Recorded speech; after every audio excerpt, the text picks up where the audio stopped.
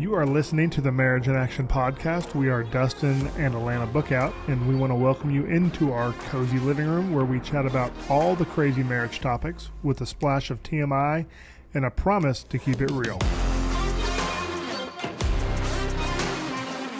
In this episode, we are tackling, quote unquote, almost all marriages are sexless. Wow. So if you missed, we recently posted a reel as a response to a gentleman who commented that on one of our other videos, and he was saying almost all marriages are sexless. So I did a fun little reel as a response where what was that audio clip? Is it from The Office? No, it's from I can't remember what the audio the clip stapler is guy, right? Oh, Office Space. Office Space. And he's like, I'm going to have to, hello, hey. Your movie knowledge is expanding. It is. Aren't you proud? But it's that video, that sound clip where the guy says, I'm going to have to disagree with you on that. So in the caption of my response, it shows the gentleman's quote there. But in the caption, I said, post an emoji below, a fire emoji, if you disagree with Ken. He was the gentleman that posted that. And post a sad face if you agree with him. So essentially, a fire emoji if you disagree, saying you don't agree that almost all marriages are sexless. Basically, fire if you're having fire sex. Sad face if you're having no sex. Basically, that's basically what the emojis stand for. Why did I even try? You made that so much more simpler than I was aiming for. Anyway, so we're going to tackle that and talk about some fun things. I think the funniest part about this is we have not done a podcast in how long? Too long. Over a month or more. It might even be more than that. I don't know, but I will say this. We have been crazy busy with life, but that's not an excuse. We still got to get a podcast done, but it's just been busy. Yeah, and I also wasn't in the headspace. We shared this on our live a couple weeks ago. Yeah. Where we were just saying parenting, that struggle has been a struggle. There's been other life things that have been kind of a struggle. So I wasn't in the headspace, I guess. So we could have made time for sure, but we just didn't.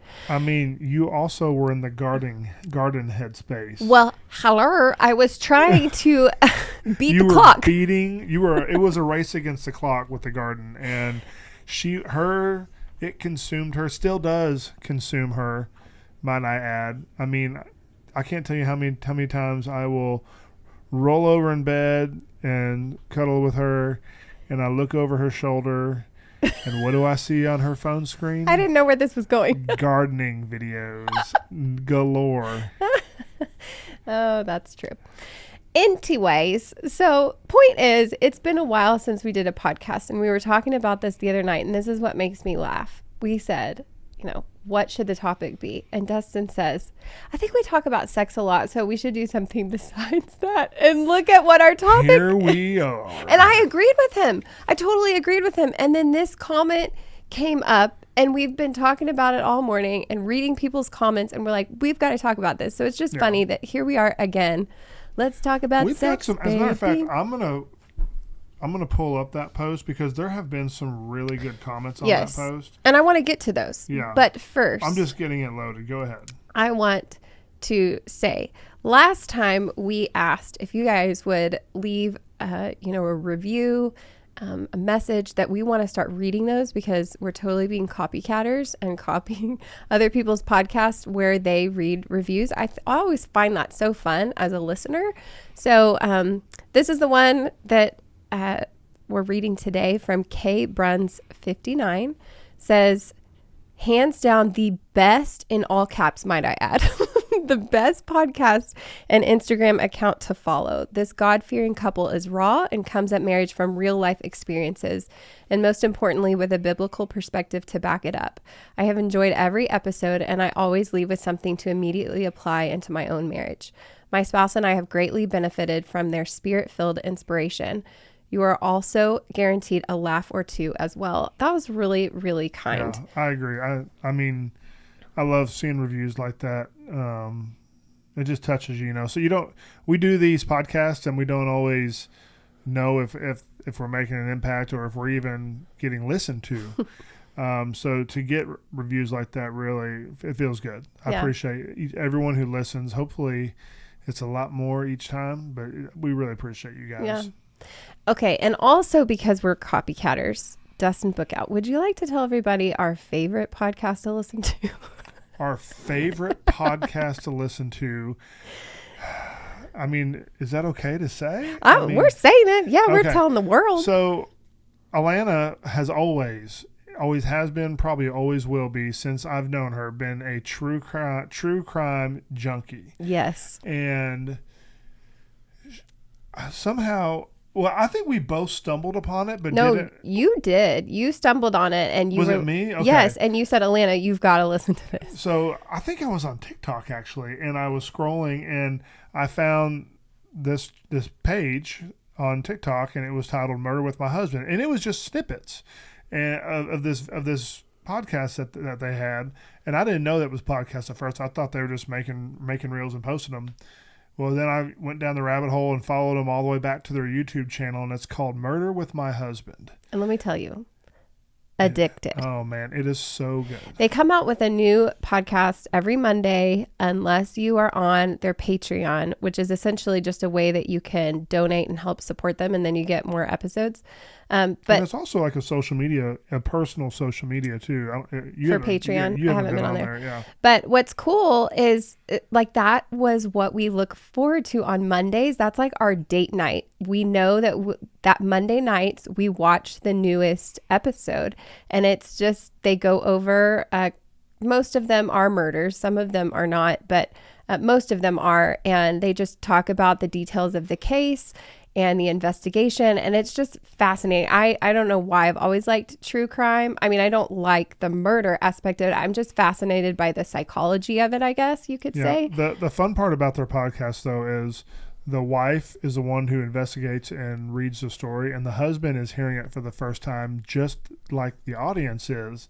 So we get his reaction along with our reaction. Yeah. And it's really raw, like his feelings, because he does not like true crime. No, he doesn't. They always end it with, she says, "I love it," and he says, "I hate it." But 45 minutes later, when we've said almost all marriages are sexless, and then I went off on this rabbit hole of our favorite podcast, the reason is because we are copycatters. And at the beginning of every one of their episodes, she asks him, "Hey, Garrett, what's your 10 seconds?" And I've always thought that was funny because it is never 10 seconds. It's always longer than 10 seconds. But basically, it's his way of just catching all of us up on what's been going on in their life. Yeah. And I love that because you get to learn a little bit more about them outside of murder, investigations and stuff. So I didn't even tell Dustin this, but... Oh, are we doing this? Well, I don't want to call it 10 seconds because I'm not that much of a copycatter, but I feel like we should say something like something fun. I don't know if it's so dorky that... How about, what have you been up to this past week? No, but it has to be something. She's like, 10 seconds is their like thing. So what if it was like, you want to squirt some ketchup on it?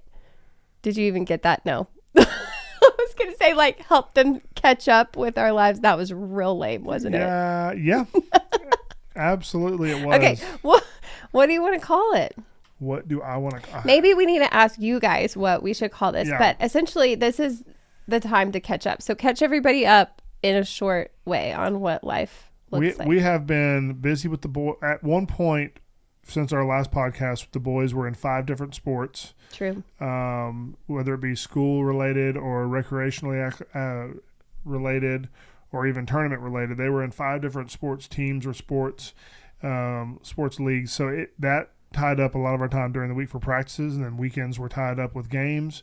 We are finally down to 1 sport, well, kind of 2, and we're about to bounce into 3, but it's just not near as intense because school is getting ready to let out. So the scheduling will be a lot more free. Mm-hmm. And the practices will be a lot easier. Practice schedule will be a lot easier for the kids as well. But the kids kept us busy. Prepping and building and adding to the garden kept us insanely busy. Yes. Also insanely tired. Yes. We realize in our older years, which I know we're still not old, but we are compared You're not, I am. Where you are an old man, but no, just kidding. But it's different. It's so different. Like you do easy things like, hammering in a T-post. Maybe that's not super easy, but you do those things and it's like 10 years ago, no biggie. Now it's, we walk around like we've been hit by something and our knees hurt, our elbows hurt, everything's hurting from doing the garden work, but it's been really fulfilling. Or it's pulling, removing, and relocating T-posts, hammering them in. Hard work. Over and over. Yeah, shoveling mulch, moving mulch, carrying mulch, buying mulch. Your body gets worn out. So basically what we're trying to say is we're old. Our boys were really keeping us busy and our garden is growing. Yeah. And then on top of that, we are also trying to, in the middle of working, think of content and ideas. And so it gets crazy. Life happens. A lot of marriage coaching. A lot of marriage coaching. And that's one of the reasons I want to bring this up, because I think that our content today might help somebody outside of whether you get coached or not. And, this is our free coaching session right here. So let's get back to it. And as we get back to it, I want y'all to notice, Dustin, look, I brought the mug. The famous mug. Because we have chickens. So if you're listening to this and not watching us on video, there is a pair of chickens on my mug and it says, "Just a girl who loves peckers." I felt like this was very applicable to today's topic. I did not know where you were going with that until right now. I don't want to say peckers, plural, like my mugs. Singular. Anyway, this is a Christian podcast, We folks. do only have one rooster with our chickens, so it is applicable. Well, but I was saying, I don't want to say I'm a girl who loves peckers. But anywho. True. Okay, this is a Christian podcast, so let's reel it back to Jesus. Here we go. Almost all marriages are sexless. So this was what the gentleman posted, and this is what we want to tackle. Because when I read that, a couple of thoughts.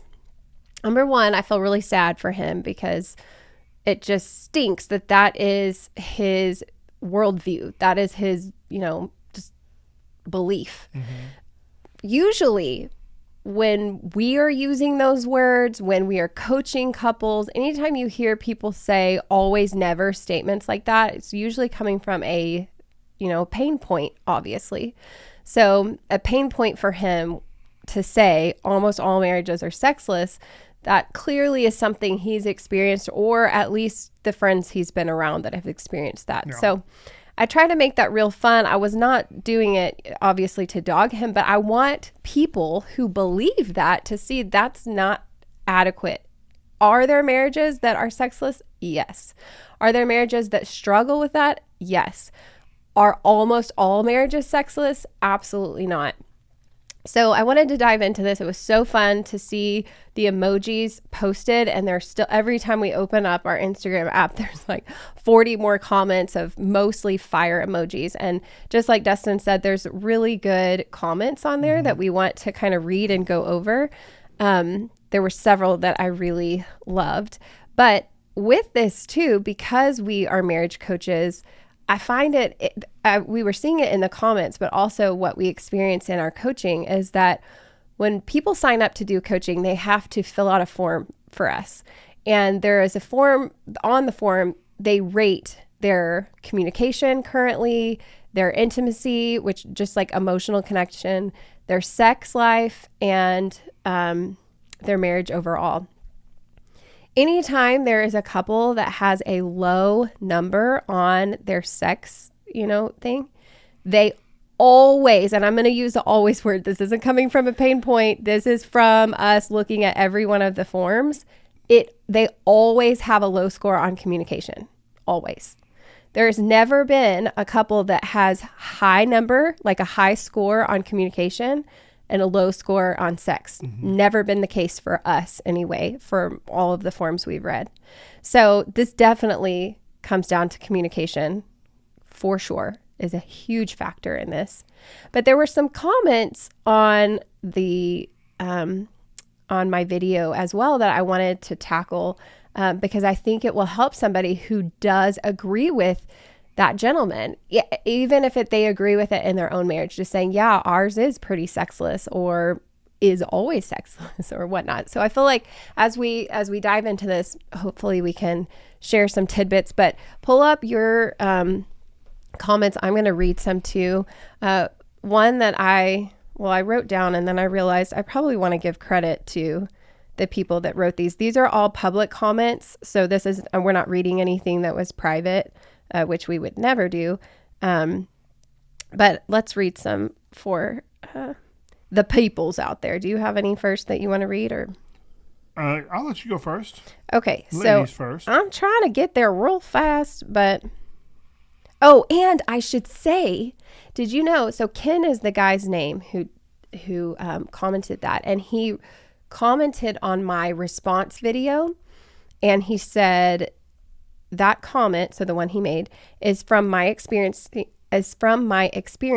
having been married twice. So like I said, I immediately knew this came from a pain point for him.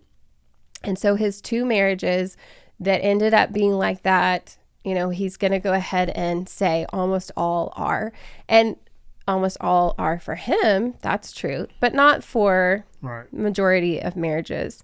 So that makes me sad for him and the others that commented the sad faces and are we saying like the that. Username as well? Yeah, go for it. So a better Sarah K said, rocking the sexless marriage for years thanks to his lack of sex drive from chronic illness and anxiety, depression, medication. Really depressing. Yeah, and that is definitely something to consider. We completely recognize there are medical issues, there are physical issues, there are hormonal issues that impact a marriage's sex life. And that doesn't mean that you can't have a good marriage bond, especially when there is a physical issue happening or a mental issue, anything like that. We totally understand. And medication that you take for those things, a lot of the side effects are impotence or lack of sex drive. So I do encourage guys, though, I mean, because we've been very open about our marriage and our relationship. When men have a lack of sex drive, we definitely encourage guys to go get checked out, make sure there's nothing going on hormonally, or there could be something that you're not even aware of physically going on within your body as well. But we do encourage people to go get checked out because, you know, as men get older, their testosterone levels do tend to drop, and this is just based on experience. And so you may need to do something about that. I mean, every person's different. There's different reasons for everybody, but just throwing that out there. Yeah. Okay. So I love this comment because somewhere in there, now there are like hundreds of comments, so I can't find them all, but there was one comment where the person said, yeah, something like, you know, maybe not sexless until you add in 2 or 3 kids. And I responded to that person because I was like, okay, we have 2 kids and fire emoji. And so I loved seeing the other people that started commenting like this one, which I'm probably going to butcher people's names on here, but Leonormous, I'm not sure if I said that right. Not this marriage. She has all these fire emojis. Not this marriage. 13 years strong and still having the time of our life, even after 4 kids. And then she said, right, babe. And she tagged whoever her spouse is. So I just liked seeing that people are speaking up saying, no, kids doesn't cause sexless marriage. Now, it can lead to that for some couples. Other people were talking about age and then, you know, how that tends to go to a sexless marriage. But then I was loving the comments from people saying, we've been married, you know, we're in our 60s and things are just heating up even more. Like, you know, just comments like that I just loved. This is my favorite comment about the kids. Says, fire, definitely not. Just got to be a little more creative now that we've got older kids in the house that know what's happening behind closed doors. I love that. I love that. Okay, check out this. Art_mom_7. We have 7 kids, about to be celebrating 15 years married, 20 years together. This used to be an issue in our marriage, but it isn't anymore. One word is important. She's going to just do this podcast for me because look what she says. One word is important. Communication in all caps. What do we say? Yes. Once the hubs and I were on the same page, it got so much better. I love That's that. right. It is. It comes down to communication. So I was trying to find, and I don't know if I'm going to get there fast enough, but I was trying to find, there was a person, a man that commented and said, you know, he is in a sexless marriage, or at least almost sexless marriage. And so my response to him was, have you and her talked about this, communicated about this to find the issue? And he said she's not willing to talk about it. Anytime I bring it up, she's not willing to. Mm-hmm. And this was all, again, on the thread. So I'm not going to be sharing ever private messages, but this was public posts or public comments. So this is one of the things I wanted to tackle, because there were, I think, at least 2, maybe 3 men who commented the sad face and said their wives aren't willing to speak about it. And so, you know, it is what it is, was what one of them said. And so as a marriage coach, my viewpoint is different. It's because a lot of times you explain the pixie stick so many times. Pickup sticks. Sorry. Pixie sticks are good, though. I like pixie sticks. I think I've always called them pixie sticks. I was like, okay. So there is this, I want you to explain it. But basically when these gentlemen are saying sex is the issue and my wife doesn't want to talk about it, I'm going to go ahead and put some money on the line and say that the husband is talking specifically about sex. Like he's going to his wife saying, why don't you want to have sex with me? Or some sort of thing like that. But this is a pick up. I almost said pixie sticks again. This is usually a pick up stick issue. So explain that, babe. Pick up sticks, if you're not familiar with that, is a toy that young children play with. It's just basically it's a bunch of sticks that they can piece together and make like all kinds of contraptions. But the analogy is with pickup sticks, you know, when they're all in a pile, they are intertwined and layered upon each other. And the main issue that's causing the problem is buried underneath these pickup sticks. So what you have to do is you have to uncover each layer, which is each issue or each thing that is affecting or bothering that spouse or that person, until you get to that one stick that is, or that stick that is the issue, so you can really tackle that. But there are layers upon layers of things that are affecting a person that has got them there, and that they have buried, and that have buried the other, or that one main issue. So you have to uncover a lot of things. Sometimes it's not a lot of things. Sometimes it's 1-2 things. Sometimes it can be a lot of things. I mean, just depending on what has happened in a person's life. Yeah. So essentially, like the tip of the iceberg, we always hear. So that when you're out on the ocean and you see that tip poking out, you think that's the problem. So a sexless marriage, you think having no sex is the problem, but there's a lot of stuff underneath there that you have to uncover to really see, all right, that's just a small symptom of, the issue. And sometimes what's interesting is sometimes there is so much stuff buried on top of that main issue that they have completely forgotten what some of these things are until they start taking these layers off.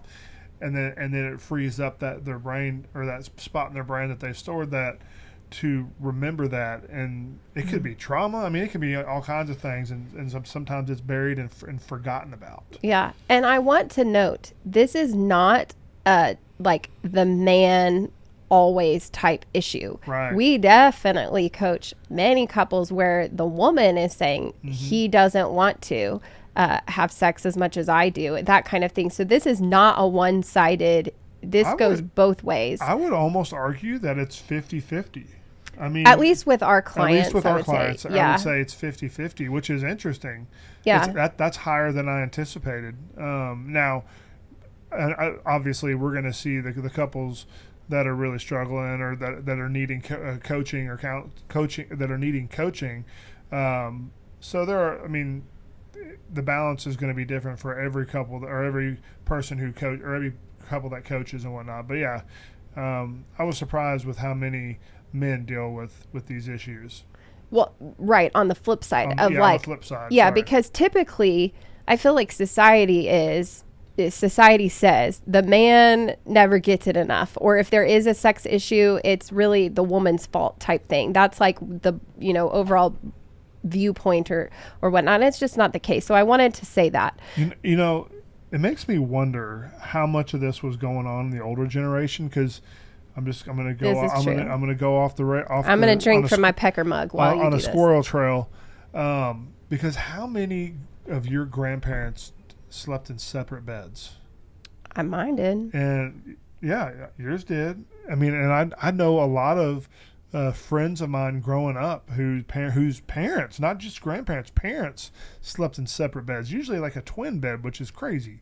So that just makes me wonder how much was it affecting it to where they decided to get their own bed and they just were not having sex anymore. Well, and I didn't even think that's where you were going with this. What I thought you were going with this is, was this always the issue? Is it wasn't just the men being disappointed? Because no. I feel like older generations were more private with absolutely. Their information. 1,000% on that. I agree with that. Yeah. So like, especially the women, I just feel like maybe there were a lot of those women who either didn't feel like they could voice it to their husband or didn't feel like that was something they could voice to any sort of public capacity. Mm-hmm. But here we are on the podcast.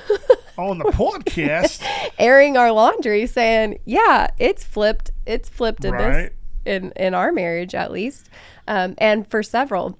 Okay, going back to this, which I don't even remember what the point was. That was my fault. No, I think it was where the guy was saying, oh, I know what we were talking about, the pickup stick. I'm forever going to call them pixie sticks, just so you know. I think it's just more fun anyway. So the pixie stick. Well, you can make pickup sticks with pixie sticks. See? You could.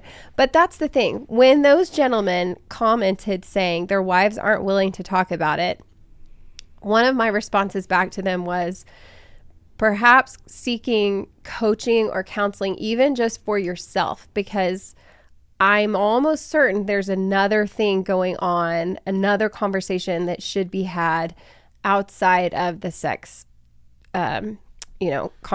sex topic. And right. So often we find this to be the case, at least for our clients, are that the sex isn't the issue. It isn't the main issue. There's right. other stuff under there, and it always falls down to communication, but there's also other pain points that are a factor. So for instance, the husband never feeling appreciated. I'm just going to go back and forth between husbands and wives on different things we've seen. The husband never feeling appreciated. The wife feeling like the husband only pursues her when he wants some, if you will, and doesn't feel pursued outside of the bedroom. Financial struggles, infidelity, the past, trauma as far as infidelity or things like that.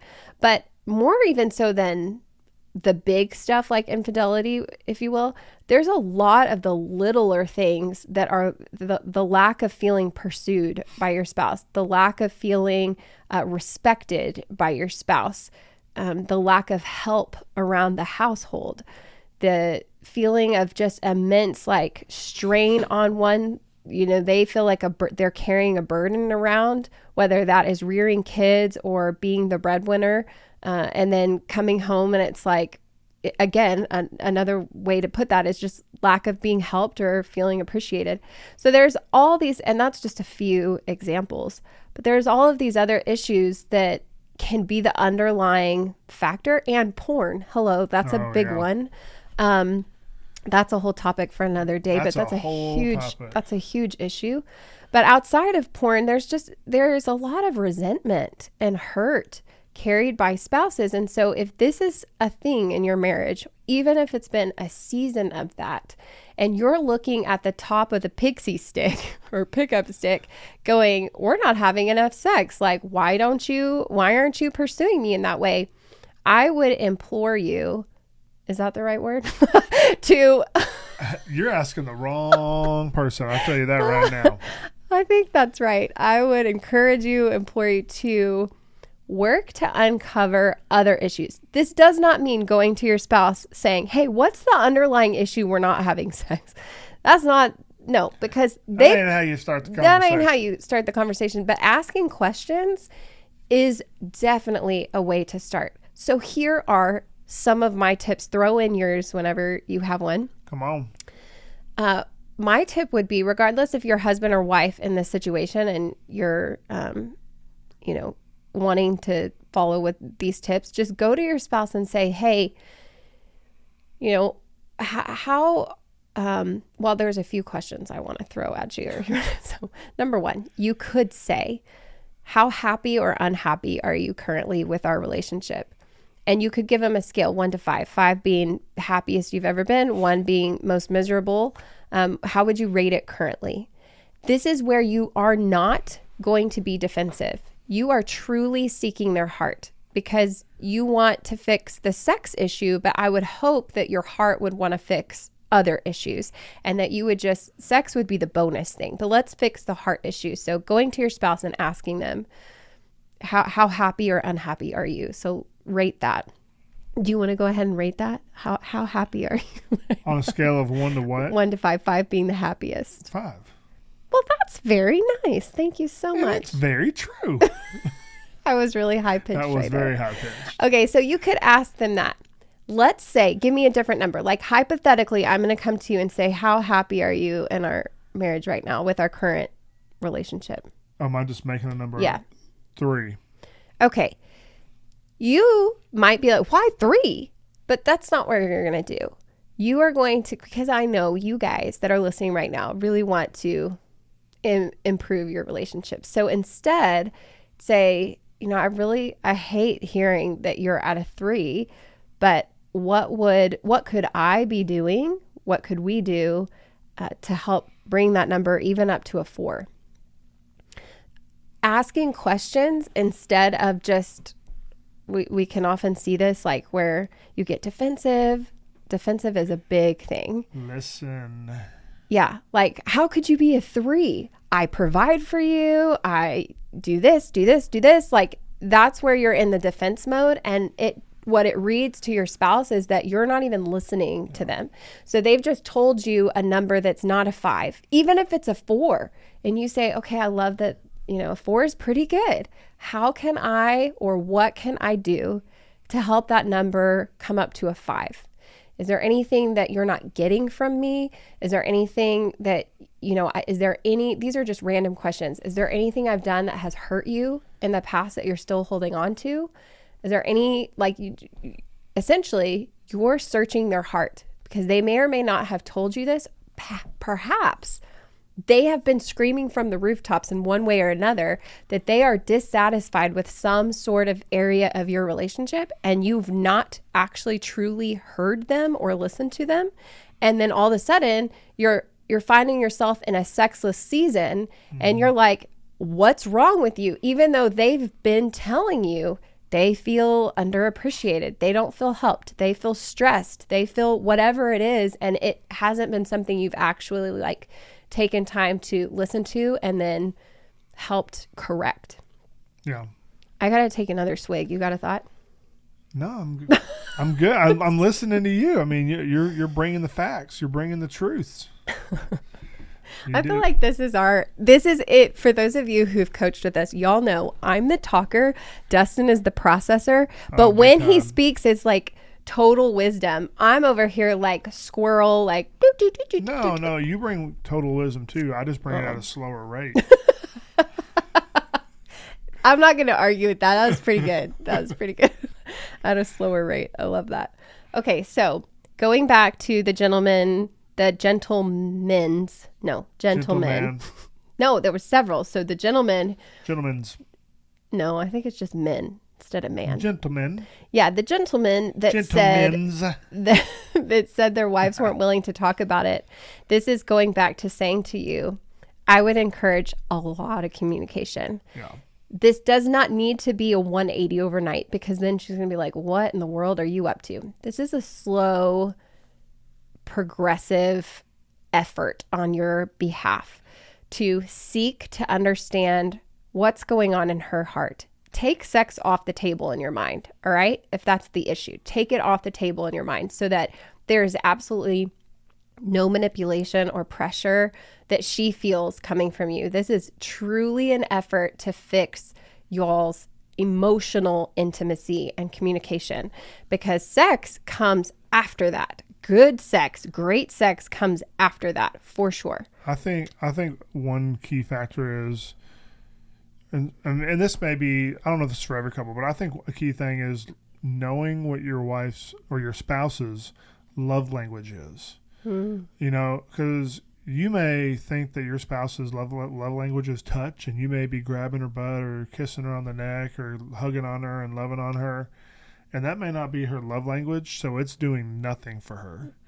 But she may want acts of service. She may want you to come home and pick up the house or do the dishes, or I don't know, just whatever, however she feels love with acts of service. Or she may want a gift, bring her a flower or bring her favorite candy bar or whatever it is. I mean, there's so many different ways that the love languages affect people, but sometimes it can be a shift in just that small area. They just may not feel loved from you, and that may be the right thing right there. But there also, again, could be layers upon layers of things that need to be uncovered through communication, and maybe even therapy, counseling, or coaching as well. I mean, there can be many things. It can be as easy as a love language issue, or it could be as difficult as something that's buried deep that they're not even ready to talk about yet. Yeah, I think that's really true. That was another topic we had talked about possibly tackling. I feel like love language topics get talked about a lot, but I do think we kind of have a different angle on it to a degree, because I have a weird theory about love languages. I'll just go ahead and share that. Let's just make that. I'm excited to hear this. I don't know if I've heard. You've already heard this. I've probably lived it. No, you've already heard this. We talked about this a little bit on our live when we did the Instagram live. And that is, I feel like our love languages aren't necessarily truly like our language. Oh. I feel like it is what we are lacking. Let me explain it this way. Let me explain it this way. Dustin naturally is a words of affirmation giver and an acts of service provider, if you will. Like he just, that comes naturally to him. He does a lot of acts of service around the house. He does a lot of words of affirmation. My love language to receive is touch, quality time, excuse me. Because if I'm being real, Dustin gives so much words of affirmation and acts of service. I'm not lacking at all in that. Do those things help me feel loved? Yes. But what I crave, what I respond to when you take the love language test is touch and quality time. Touch is the number one. And that is because Dustin is not a natural toucher. Now, you have definitely changed over the years. I feel like agree with that. I feel like you've really worked hard for that one. You have worked really hard, and I've been so thankful for that. So that's where, like, I rank high when I take the test as needing touch. But I feel like if Dustin was really, really good at touch, that wouldn't be what I would rank high at, because that's not what I'm lacking. Do you see what I'm saying there? Anytime we do these love language talks with our clients, that is the case that we see time and time and time again. The person who says, well, my love language is fill in the blank. It's acts of service, but they don't provide acts of service. Well, my love language is, gifts, and they never give me a gift or something. It typically is the ones that they're just lacking in. Now, that doesn't mean that all of them, because gifts doesn't necessarily something that someone provides, and it may not be high on the recipient's end either. It just seems like that's the case where it's typically something when you rate, I'm like rambling over here, but your love, it seems like the love language that you end up with is normally what your spouse may not be the best at giving. Does that make sense? Does that make sense? Yeah. Okay. No, you're right. So that's my weird. That's a good take on it. So that's my weird take on it, because I do love the whole love language thing. We always talk about love languages and how important that is, and ideally, what I feel like it comes down to is what you lack at giving is typically what your spouse needs, and so it very well could be that you've got to just readdress that in your marriage. All right, this comment while you were talking, I was totally listening to you, P.S. But story of my life. I was also multitasking because this comment kind of got me a little flustered. This is by Rob_Gonzo. And he said, I would say the majority of marriages are sexless prior to the eventual divorce. From my communications with most of my married male friends, this is common. Now, this is the part that frustrates me. First of all, that first part is sad because maybe you need some new friends. Not that you can't have friends that have had, but if this is like your circle of friends and everybody's marriages are in shambles, like that's a sad place to be. Okay. The last thing he says is what really kind of flustered me. The ones whose wives prioritize maintaining a strong sex life have the good marriages. So this falls on. So he puts it on the wives. Yeah, he puts it on the wives, and that really ticks me off. For lack of better words, I could have used a better word actually, but I chose to use that word.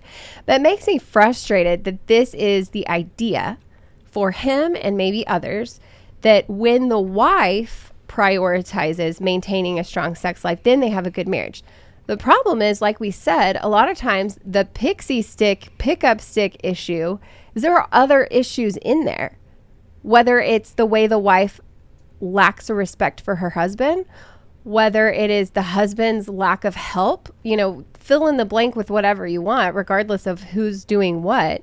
There's another issue there. And this absolutely, a good marriage does not fall on the wife prioritizing maintaining a strong sex life. That really flusters me. I can tell. What do you think? Does it fluster you or no? From the man's perspective, what would you say to that? I would disagree. And I think I would disagree because that's not the case in our marriage. I think both couples have to prioritize sex, but there's also, you have to understand your spouse as to what's causing them to not want to have sex. She may, let's say if he is married, his wife or his friends' wives may have issues that they haven't even uncovered yet and don't even know why, or that, his friends could be lying to him, and his friends could be the ones that have the low sex drive, because it's not a proud thing to talk about in a group of males to be like, I have a low sex drive. It's just not something that men are proud to talk about, so they don't.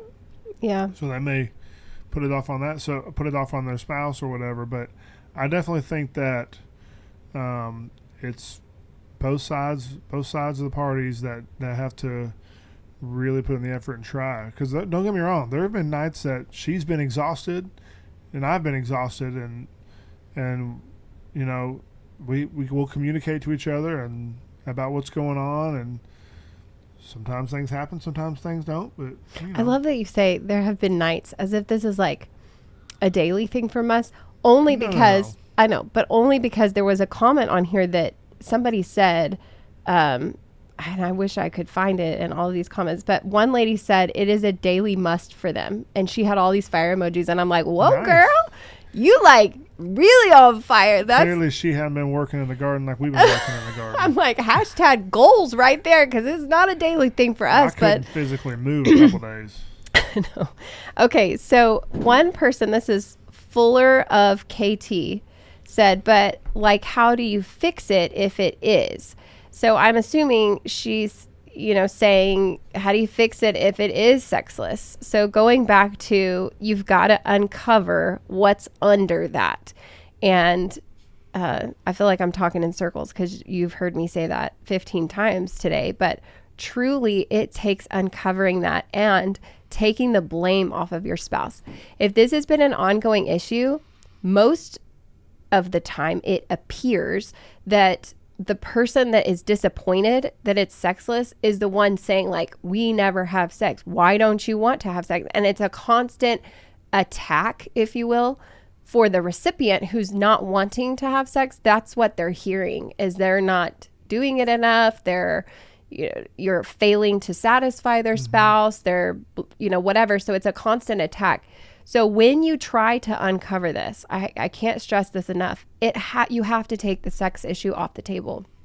you could clearly say, like, I realize this is an issue with the lack of sex we're having, but I'm finding out there is probably a lot more to this, like hurt I've caused you, or things that I have failed at, or ways that I've, disappointed you or frustrated you. And so I really want to work on our relationship, however long that takes.